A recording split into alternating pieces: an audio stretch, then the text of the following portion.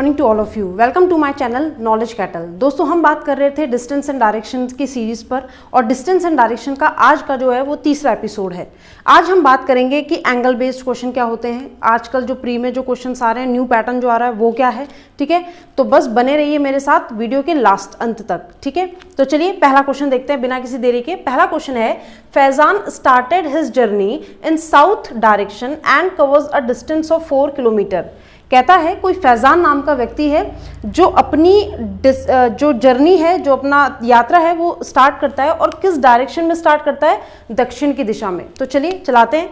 मान लेते हैं कि फैजान यहाँ है, ये रहा फैजान, ठीक है, और ये अपनी डायरेक्शन साउथ की डायरेक्शन में स्टार्ट करता है। अपनी जो जर्नी है वो साउथ की डायरेक्शन में स्टार्ट करता है। तो अगर कोई व्यक्ति साउथ की डायरेक्शन में अपनी जर्नी स्टार्ट कर रहा है तो सबसे पहले आप डायरेक्शन क्या मान रहे हो वो इंपॉर्टेंट है। मान लेते हैं नॉर्थ है, ये साउथ है, ईस्ट है, वेस्ट है। तो साउथ मैंने नीचे मान लिया, तो ये रहा साउथ। एरो डायरेक्शंस भी शो कर रहा है और साथ ही साथ फेस भी शो कर रहा है। किसका? फैजान का। फैजान जब साउथ में जाएगा तो फैजान के फेस की डायरेक्शन भी साउथ में ही होगी। उसके बाद क्या बोलता है, कहता है कि वो साउथ में जाता है कितने किलोमीटर, 4 किलोमीटर्स। तो ये रहा 4 किलोमीटर्स, फैजान साउथ में चला गया।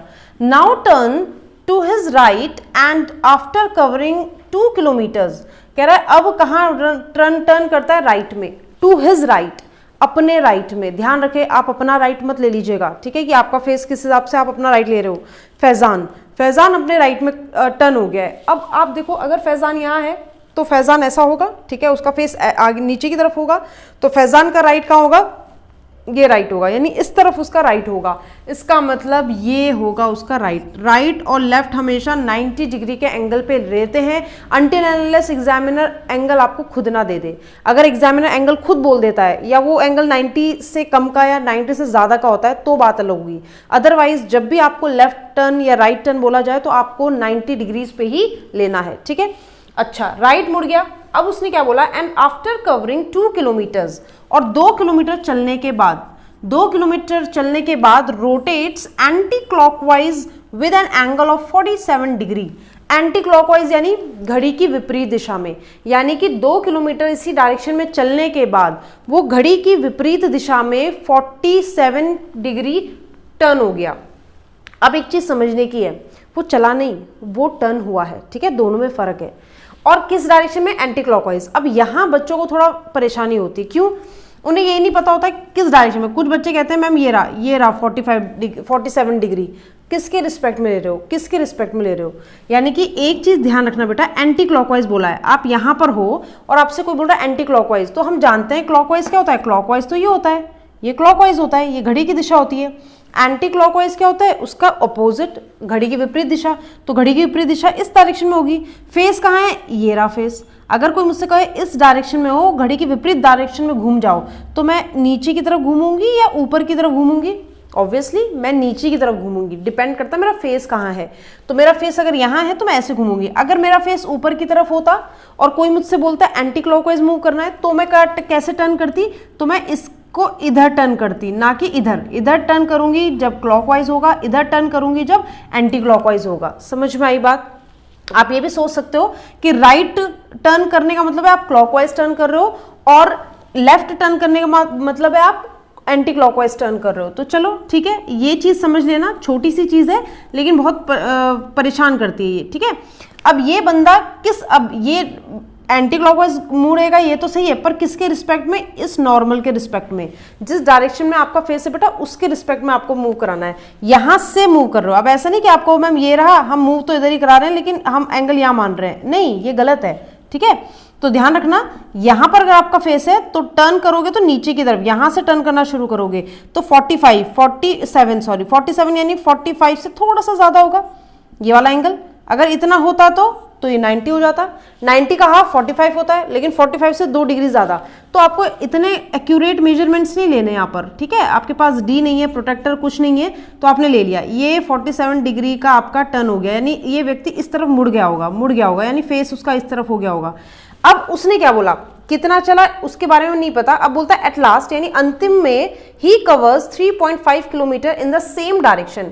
कह रहा जब वो इधर मुड़ गया, अब इसी डायरेक्शन में वो कितना चला, 3.5 किलोमीटर, यानी 3.5 किलोमीटर चल दिया। ठीक है।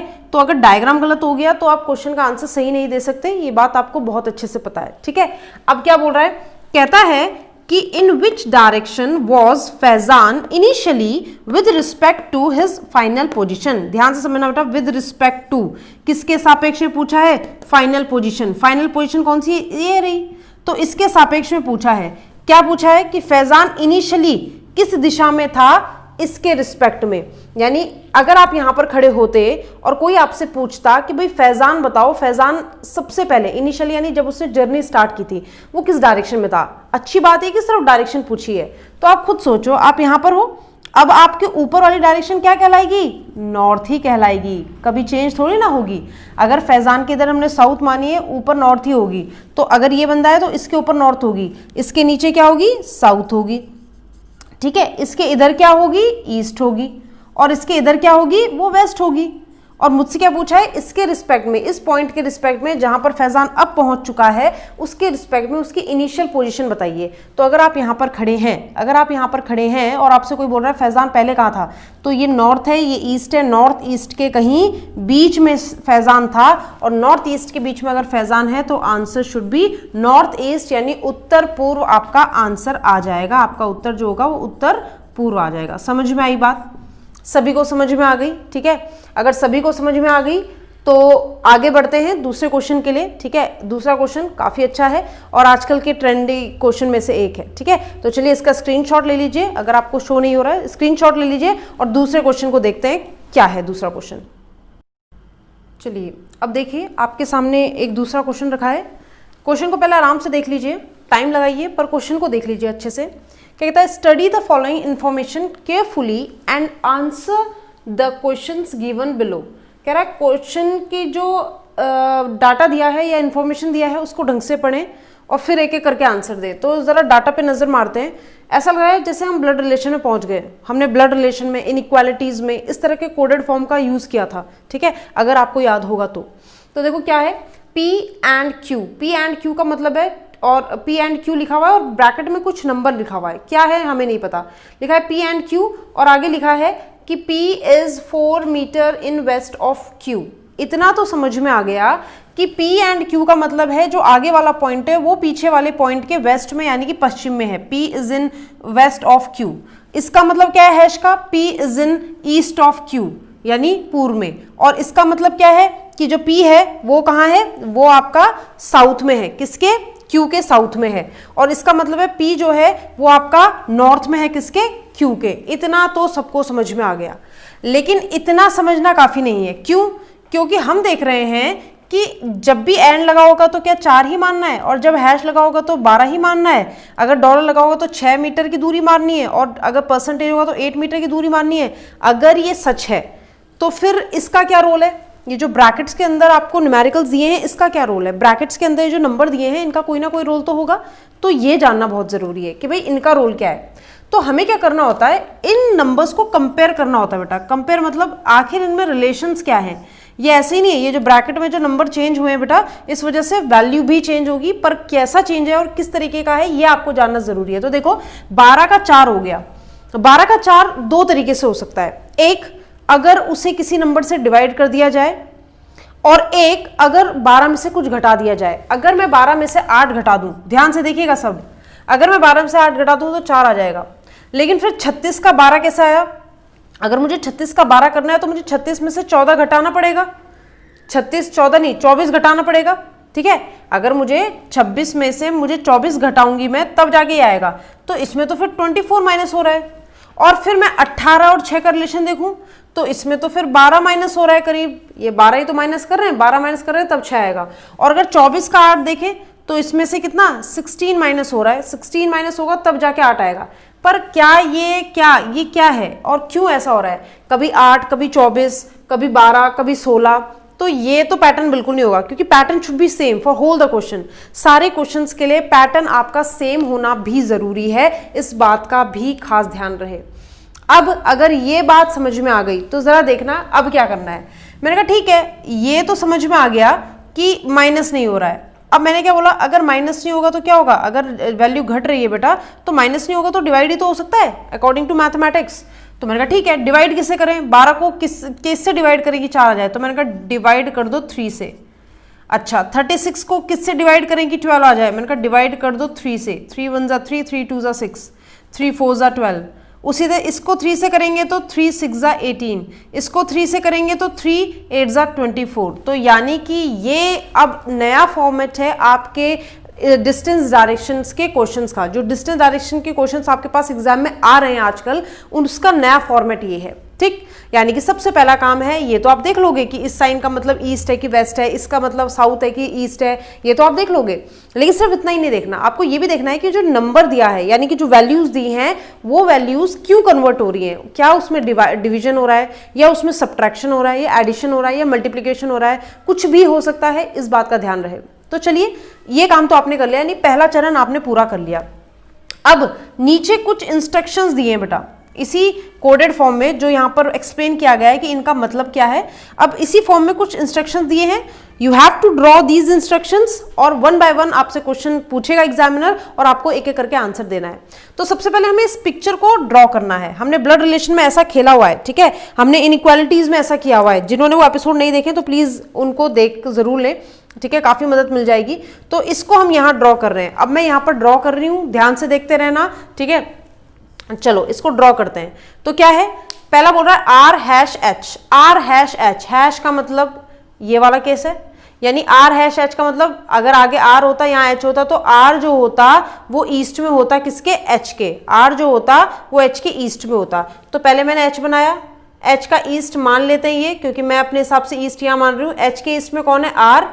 लेकिन डिस्टेंस, अब डिस्टेंस ये मत बोल देना कि 12 लिख दो, ये तो तब था जब ये 36 था। अब अगर 9 है तो 9 शुड बी डिवाइडेड बाय 3। 9 को 3 से डिवाइड करेंगे तो क्या आएगा, 3 3 जा 9। इसका मतलब इनका डिस्टेंस कितना रहा होगा, 3 मीटर्स रहा होगा। आशा है समझ में आया होगा। आगे देखते हैं।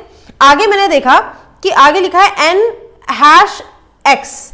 अब x से n का रिलेशन दिया है, और क्या रिलेशन दिया है, कहता है n जो है x हैश का मतलब ही है क्या, ईस्ट।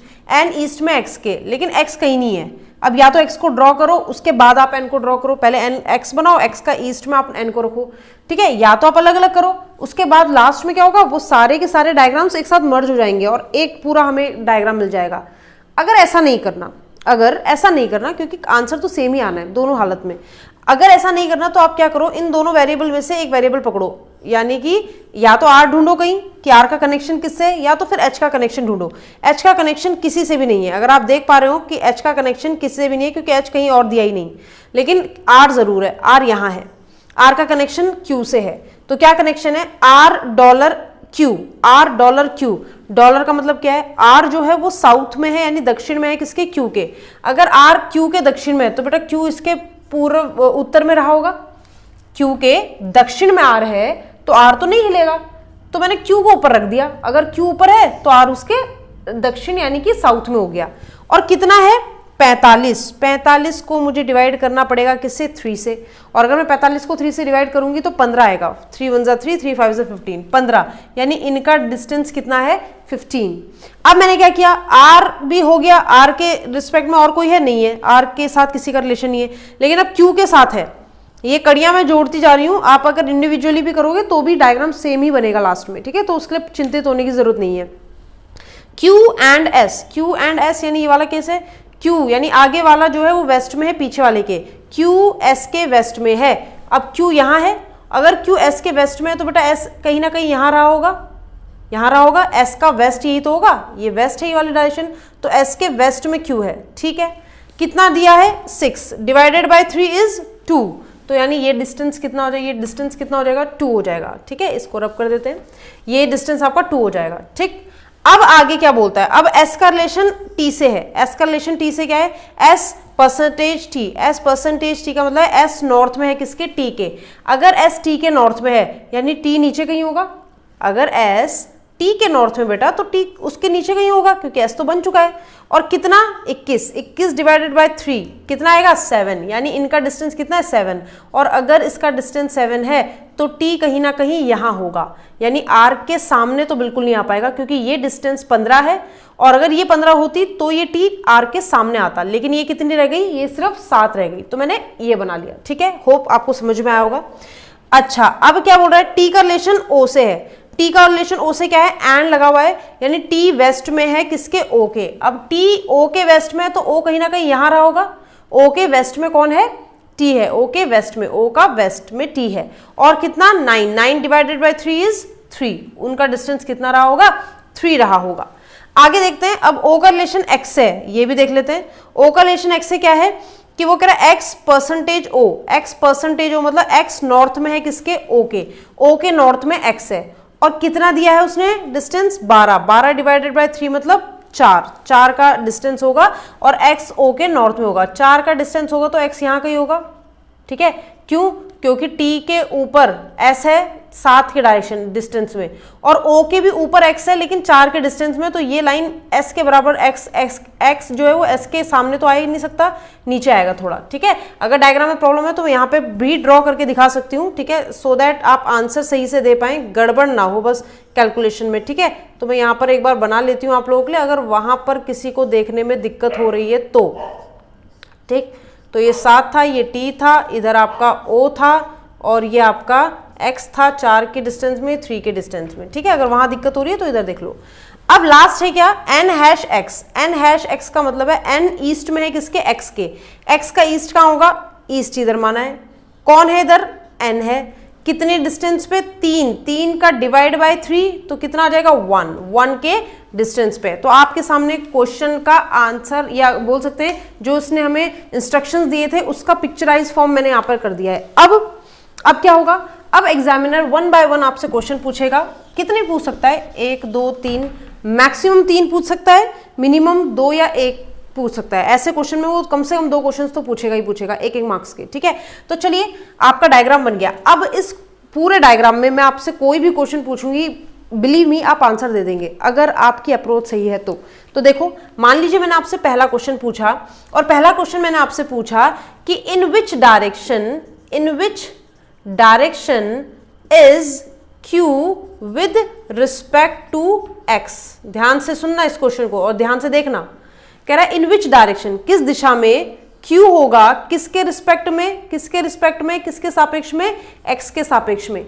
जिसके सापेक्ष में पूछा जाता है, जिसके रिस्पेक्ट में पूछा जाता है, आपको उस पर खड़े हो जाना है। यानी आपको X के रिस्पेक्ट में पूछा है Q की डायरेक्शन, तो मैं X पर खड़ी हो गई, ये रहा X, ठीक है, और मैं जानती हूँ X जो है वो S के सामने नहीं है, S से थोड़ा सा नीचे की तरफ है। तो कह रहा है X के रिस्पेक्ट में आप Q का बताओ। अब X ये रहा, X के इधर कौन सी डायरेक्शन होगी बेटा, वेस्ट होगी, X के उधर कौन सी डायरेक्शन होगी, नॉर्थ होगी।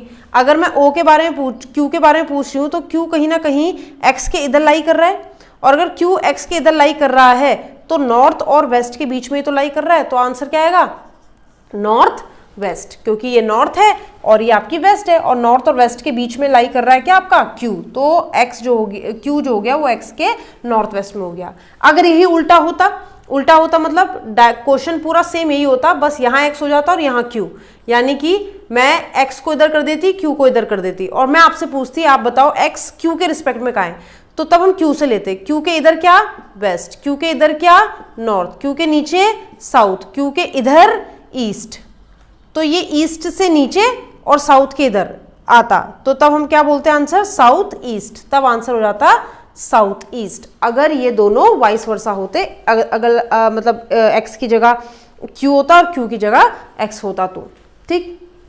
अब इस पे और क्वेश्चन भी पूछ सकता है एग्जामिनर। फॉर एग्जाम्पल एग्जामिनर ने आपसे पूछ लिया कि व्हाट इज द डिस्टेंस, या what is the shortest distance between Q and T। अगर मैं आपसे पूछूं Q और T का न्यूनतम दूरी कितनी होगी, यानी शॉर्टेस्ट डिस्टेंस का मतलब ये है कि मैम डिस्प्लेसमेंट पूछ रही है। शॉर्टेस्ट डिस्टेंस का मतलब क्या है कि मैं डिस्प्लेसमेंट की बात कर रही हूं। तो चलिए क्या आप बता सकते हैं डिस्प्लेसमेंट कितना होगा Q और T का, और ये भी कंफर्म है कि Q और T का अगर आप डिस्प्लेसमेंट निकाल रहे हैं तो Q और T का डिस्प्लेसमेंट क्या पाइथागोरस से आएगा, बिल्कुल Q और T के बीच का डिस्टेंस जो है बेटा ये पूछ रहा है, ठीक है, तो ये पाइथागोरस लगेगी, ये 90 डिग्री का एंगल बन रहा है, ये कितनी है 7, ये हमें निकालनी है, ये कितनी थी, ये कितनी दी हुई थी Q और S का मैंने रब कर दिया भाई, बताओ कितना दिया था, 2 था ये, ठीक है। तो हमें पता है ये निकालनी है हमें, क्यू टी का स्क्वायर निकालना है हमें, ये निकालना है, इसकी स्क्वायर यानी 2 का स्क्वायर प्लस इसका स्क्वायर 7 का square, it is 49, it is 4, और जब हम इसे ऐड करेंगे तो ये आएगा 53, यानी क्यू टी के बीच का डिस्टेंस होगा √53, इतना मीटर सेंटीमीटर जो भी यूनिट आपको दी होगी।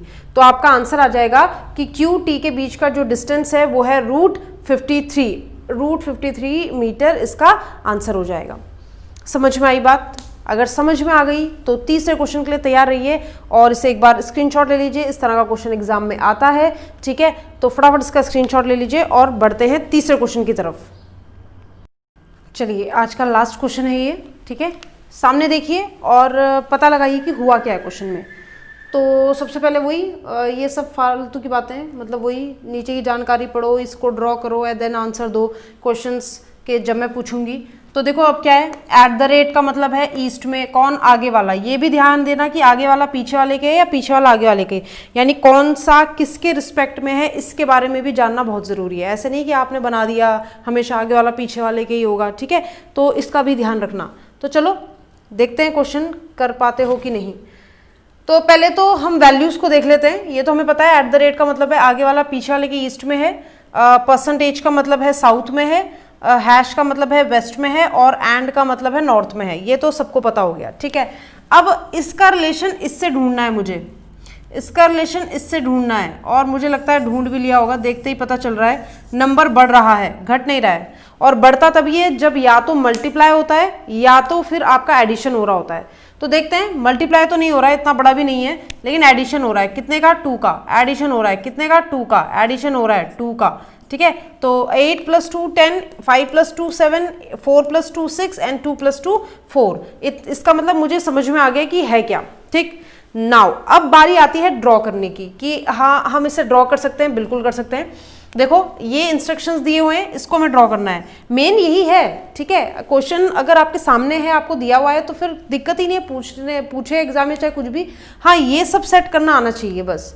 और प्री में आता है ऐसा क्वेश्चन, प्री में भी नॉर्मल हो चुका है ऐसा क्वेश्चन, मेंस में तो है ही नॉर्मल, मेंस में तो और लेवल अच्छा आएगा, ठीक है। तो इस तरह का आपको बस नंबर्स पहचानने होते हैं, बस पहला ऑप्शन, पहला आपका काम यही है कि आपको ये पता लगाना है कि कौन किसके रिस्पेक्ट में, और दूसरा ये नंबर किस तरीके से चेंज हो रहा है। होता सब में सेम है, हो सकता है आने वाले टाइम पे कुछ और भी मॉडिफिकेशन हो जाए, लाइक जो इवन नंबर हो उसमें 2 ऐड हो रहा हो, और जो ऑड नंबर हो उसमें 3 ऐड हो रहा हो, या इवन नंबर में कुछ मल्टीप्लाई हो रहा हो और ऑड नंबर में कुछ सब्ट्रैक्ट हो रहा हो, तो ये भी हो सकता है। तो इसको आपको देखना है, ठीक है। तो चलिए समझते हैं, इन्होंने क्या बोला, G@H, G@H मतलब ये वाला कैसे, यानी G ईस्ट में है किसके, H के। तो पहले मैंने H बना दिया, H के ईस्ट में कौन है, G अगर H के ईस्ट में है तो ये रहा H का ईस्ट, इधर लेंगे ईस्ट, क्योंकि मैं डायरेक्शन को इस तरीके से मान रही हूँ कि ईस्ट यहाँ होगा, और ये नॉर्थ है, ये साउथ है, ये वेस्ट है, मान लेते हैं, ये मान लेते हैं, ठीक है। अब H के ईस्ट में कौन है, G था H के ईस्ट में, ये भी ध्यान रखना कौन किसके है। बच्चे कई बार G यहाँ बना देते हैं, H यहाँ बना देते हैं, ऐसी गलती मत करना। इसमें क्या ऐड होगा, +2, यानी कि 13 + 2 15, ठीक। अब या तो G का H का किसी से रिलेशन हो तो वो देख लो, या तो फिर आगे बढ़ जाओ, जो आपका मन करे। तो मैंने क्या कहा, मैंने कहा G का रिलेशन देखते हैं। G का M से रिलेशन है क्या, M%G, M%G का मतलब M साउथ में है किसके, G के साउथ में कौन है, M, और परसेंटेज के बाद यहाँ पे है 14 यानी 14 + 2 यानी कितना, 16 की दूरी पर है, ठीक है। उसके बाद M का रिलेशन J से है, और ये 6 की जगह 8 हो जाएगा, क्योंकि 6 है तो 6 में 2 ऐड हो जाएगा, नहीं 8। J@M का मतलब है J ईस्ट में किसके, M के, J M के ईस्ट में, तो M का ईस्ट यहाँ होगा, कौन है, J है। कितनी दूरी पर, ब्रैकेट में 6 है तो 8 की दूरी ले लेंगे, ठीक है। उसके बाद J का रिलेशन A से भी है, क्या रिलेशन है, एंड का रिलेशन है। तो आगे वाला जो यानी A जो है वो नॉर्थ में है किसके, J के नॉर्थ में A है, कितना है, ब्रैकेट में दिया है कितना, 10, तो कितना लेंगे, 12। तो कौन, A जो है वो J के नॉर्थ में है और 12 है। इसको मैंने छोटा क्यों बनाया, बताने की जरूरत नहीं है, ये 16 था, ये 12 था, तो ऑब्वियसली G के सामने तो आया नहीं जाएगा, A नीचे ही कहीं आएगा। उसके बाद क्या बोलता है, उसके बाद A का रिलेशन T से है, A का रिलेशन T से क्या है, A एंड T का मतलब A नॉर्थ में है किसके, T के, A T के नॉर्थ में है, अब यहाँ पर देखो बच्चा कहाँ फंसता है, ए जो है वो टी के नॉर्थ में है, जो ये ए है वो टी के नॉर्थ में है, और टी से कितना डिस्टेंस है, 8 + 2 10 का, ए टी के नॉर्थ में। अब यहाँ बच्चा फंसता है, बच्चा कहता है अच्छा जे के भी नॉर्थ में ए है और ए जो है वो साथ ही साथ टी के भी नॉर्थ में है, यहाँ जे के नॉर्थ में था, यहाँ टी के नॉर्थ में, तो इसका मतलब बेटा वो एक ही लाइन में लाई कर रहे होंगे, ये तो मतलब होगा अब या तो टी नीचे होगा या तो टी ऊपर होगा। लेकिन डिस्टेंस भी दिया है, इसका डिस्टेंस 12 था और इसका कितना है 2 ऐड करके 10, तो इसका मतलब यहाँ पर कहीं पर टी पड़ेगा कि नहीं पड़ेगा, क्योंकि टी और ए का डिस्टेंस 10 है, तो इस 12 में से 10 का जो डिस्टेंस है वो टी का ए से है, और फिर टी का जे से क्या रिलेशन होगा, 2 का डिस्टेंस होगा। क्यों?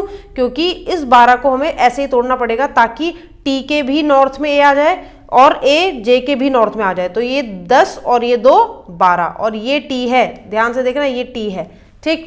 अच्छा, फिर लास्ट क्या गया है, T@s, T@s का मतलब है टी ईस्ट में है किसके, एस के। अगर टी ईस्ट में है किसके, एस के, यानी एस कहीं इधर रहा होगा, ठीक है। फिर से डायग्राम को थोड़ा मुझे करना पड़ेगा यहाँ पे एडजस्ट, ये 15 था, ठीक।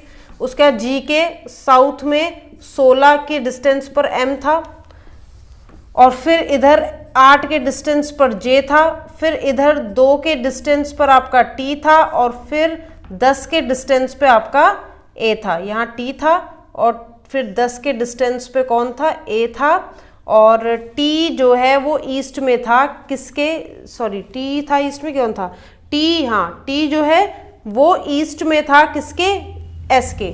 अगर टी एस के ईस्ट में है तो यहाँ बनाने की जरूरत ही नहीं थी, एस यहाँ बन जाता है। एस के ईस्ट में यानी एस इधर रहा होगा ईस्ट में, लेकिन एस इधर था कि इधर था कि इधर था, ये देखना जरूरी है। तो देख लेते हैं, 9 + 2 यानी 11 यानी इधर तो आएगा नहीं, क्योंकि ये डिस्टेंस कितना है 8, और एस और टी के बीच का डिस्टेंस कितना है 11, तो एस को आपको थोड़ा और इधर लाना पड़ेगा, यहाँ कहीं एस होगा, 8 ये और यहाँ पर 3 और 8 और 3 11 हो जाएगा, ये 8 और ये 3 11 का डिस्टेंस हो जाएगा, और ये आपका बन गया एक रफ डायग्राम यहाँ पर। अब एग्जामिनर कुछ भी पूछे, कैसा भी क्वेश्चन पूछे, आप आराम से आंसर दे सकते हो, ठीक है। यानी मेन चीज़ क्या है, सिर्फ डायग्राम ड्रॉ करना है मेन चीज़। अगर आपने डायग्राम सही से ड्रॉ कर दिया तो मुझे नहीं लगता कि आप कहीं फंसने वाले हो, ठीक है। हाँ, ये मेजरमेंट्स बहुत सही से लेना, मेजरमेंट्स लेने में गलती मत करना। अगर मेजरमेंट्स लेने में आपने गलती करी तो बिल्कुल आप फंस सकते हो, तब आपको कोई नहीं बचा सकता, ठीक है। अब मान लीजिए पहला क्वेश्चन मैंने पूछा कि मैंने आपसे पूछा या how far is H with respect to S. क्या आप इसका आंसर बता सकते हो? मैंने क्वेश्चन पूछा है हाउ फार, यानी दूरी पूछी है किसकी, एच की, किसके रिस्पेक्ट में, एस के रिस्पेक्ट में। अगर मैंने एस के रिस्पेक्ट में एच की दूरी पूछी है तो आप शॉर्टेस्ट पाथ बताओगे या टोटल बताओगे पूरा ऐसे घुमाकर? नहीं, हम शॉर्टेस्ट पाथ बताएंगे। क्यों? क्योंकि रिस्पेक्ट में पूछा है, इसने बोला है कि एस के रिस्पेक्ट में एच की दूरी बताओ, एस से एच की दूरी बतानी है, शॉर्टेस्ट पाथ। क्या लगेगी? पाइथागोरस लगेगी। क्या पाइथागोरस लगाना आसान है? बिल्कुल आसान है, कुछ नहीं करना। ये मत कहना कि ये है 90 डिग्री, क्योंकि बेटा ये एक ट्राइंगल नहीं बन रहा है। ये ट्राइंगल बन रहा है क्या? ये तो यहाँ से जा रहा है, यहाँ से जा रहा है, फिर यहाँ जा रहा है, फिर यहाँ जा रहा है। यहाँ से नहीं आप ज्वाइन करोगे, आप एक यहाँ से ज्वाइन करोगे इस लाइन को। यहाँ से ज्वाइन करने पर ये एक राइट एंगल ट्राइंगल बनेगा। जब भी कोई परपेंडिकुलर किसी लाइन पे पड़ता है बेटा, नीचे से हो चाहे ऊपर से, 90 डिग्री के एंगल पे पड़ता है। 90 के सामने वाली हाइपोटेन्यूज है, यानी एच एस जो आपको निकालनी है आपके लिए, ये पी होगी और एक बी होगी। तो ये अब ये नहीं कहना कि ये पूरा 15 हो गया। 15 तो बेटा यहाँ से यहाँ तक था, ठीक है, ये पूरा 15 था, लेकिन मुझे यहाँ से यहाँ तक लेना है। तो ये कितना है? 3। तो ये 3 है, तो ये भी कितना होगा? 3। तो अगर ये पूरा 15 है जिसमें से 3 ये है, तो ये बचा हुआ कितना होगा? 12। तो एक होगा 12 का स्क्वायर, प्लस ये कितना है? अब ये मत कहना 16 यहाँ से लेकर यहाँ तक है। ये पूरा 16 था, लेकिन ये घटा दिया जाए, अगर ये 2 है, ये 2 डिस्टेंस है यहाँ से यहाँ तक का, तो 60 में से 2 घटा दिया 14। तो 14 यानी कि 14 का स्क्वायर, ये हो जाएगा 144, ये हो जाएगा 169, और आप इसे 169 होगा, 196 होगा शायद, 196। आप इसे ऐड करेंगे तो आएगा 13 14 340। एक बार देख लो, ऐड सही किया मैंने। ये 10 एक कैरी आया तो 5 14, हाँ से लगा 1 2 3, ठीक है। तो एच एस की वैल्यू ही आ गई। आप इसे और सॉल्व कर सकते हो, सॉल्व कर लो, पता है ना कैसे करते हैं। 2 8 ज़ा 16, 2 5 ज़ा 10, 5 1 ज़ा 5 7 ज़ा और 17।